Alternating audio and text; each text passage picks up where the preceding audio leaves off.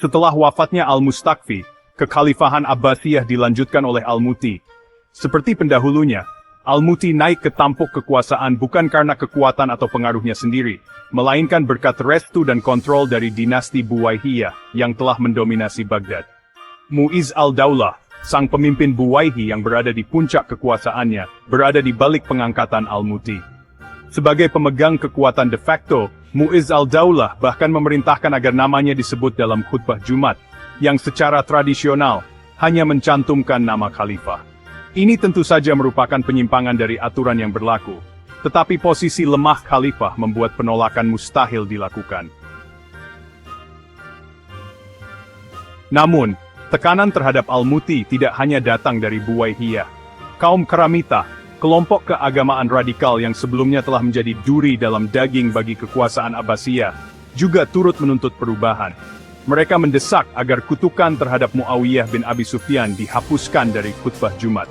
Sebagai bentuk kompromi dan demi meredam ketegangan, Al-Muti akhirnya mengeluarkan perintah agar kutukan terhadap para sahabat, termasuk Muawiyah, tidak lagi diucapkan dalam khutbah.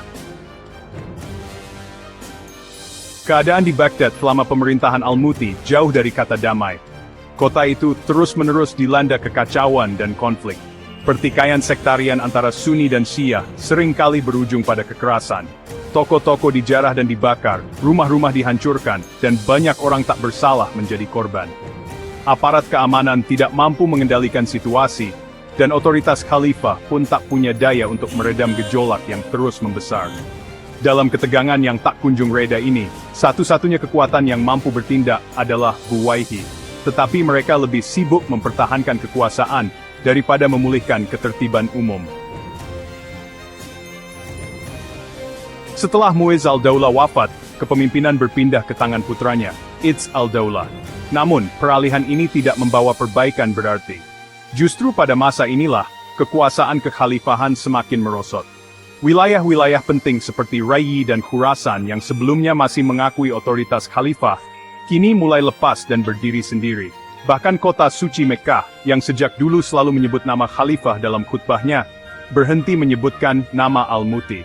Ini adalah tanda jelas bahwa legitimasi khalifah tidak lagi diakui secara universal di dunia Islam. Pemerintahan Al-Muti akhirnya mencapai titik akhir ketika sang khalifah jatuh sakit pada tahun 974 Masehi.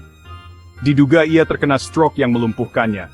Dalam kondisi kesehatan yang terus memburuk, ia memutuskan untuk turun takhta dan menyerahkan kekuasaan kepada putranya, At-Toi.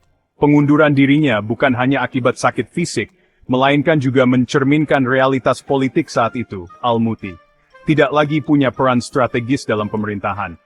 Ia wafat tak lama setelah pengunduran dirinya, menutup satu babak kelam dalam sejarah panjang kekhalifahan Abbasiyah, sebuah era di mana khalifah lebih merupakan simbol tanpa kuasa, hidup di bawah bayang-bayang para amir militer yang sejatinya memegang kendali.